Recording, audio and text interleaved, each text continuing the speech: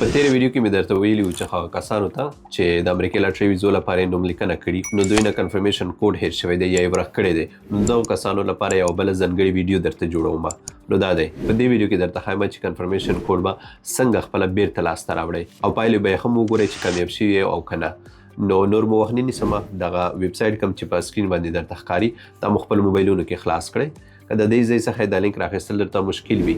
نو ډسکریپشن او کمنټ سیکشن کې پیدا کولی شئ کله مو چې دا لینک خلاص کړ تاسو به د امریکا لاټرۍ ویزو رسمي ویب سایټ راواوړي دلته کنټینیو باندې کلیک وکړئ اوس دلته موږ د بل څه سره کار نشته دغه لاندې دا ګورئ فرګیټ کنفرمیشن نمبر دغه ځای کې به کلیک وکړئ اوس به تاسو ته داسې یو صفحه راواوړي دغه ځای کې به د کورکشۍ کال انتخاب کړئ کوم چې 2026 ته لاندې به خپل ټول ضروري معلومات ورکړئ کوم چې تخلص دی نام دی د زیږېدو نیټه ده ایمیل ادرس دی که چیرې دا معلومات تاسو ونه لرئ نو بیا نشئ کولی چې تاسو بیرته کنفرمیشن کوډ ترلاسه کړئ دا خو به حتما درسره وي نو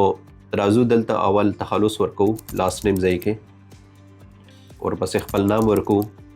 بیا میډل نیم کې نو میډل نیم باندې چیک کوو دلته د زیږېدو نیټه ورکوو اول ځای کې به میاشت ولیکئ دویم کې به ورځ دریم کې به کال ورپسې به ایمیل ادرس ورکوئ ګورئ دلته به هغه یو ایمیل ادرس کاروئ کوم چې تاسو نوملیکنې په وخت کې ورکړی وي بل ایمیل ادرس کار نه ورکوي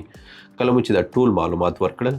نو لاندې دغه ځای کې به اتنټیکیشن کوډ ورکوئ کوم چاته څه چې ښکاري هغه دلته ولیکئ هغې نه پسې سبمیټ کړئ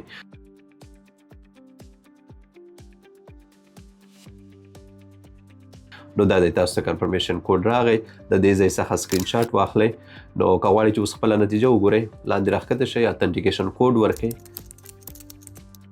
او سبمیټ یې کوئ اوس به تاسو خپله نتیجه وګورئ که چیرې داسې یو صفحه درته رااړولې وه نو بیا بل کال ته خپل بخت وازمیئ مطلب نه یې انتخاب شوي خو که چیرې داسې یو صفحه درته رااړولې وه نو بیا مبارک شه تاسو بریالي شوي پاتې نوره پروسه باندې زر کار پیل کړئ نو الله دې وکړي چې دا ویډیو تاسو ته ګټوره تمامه شوې وي مننه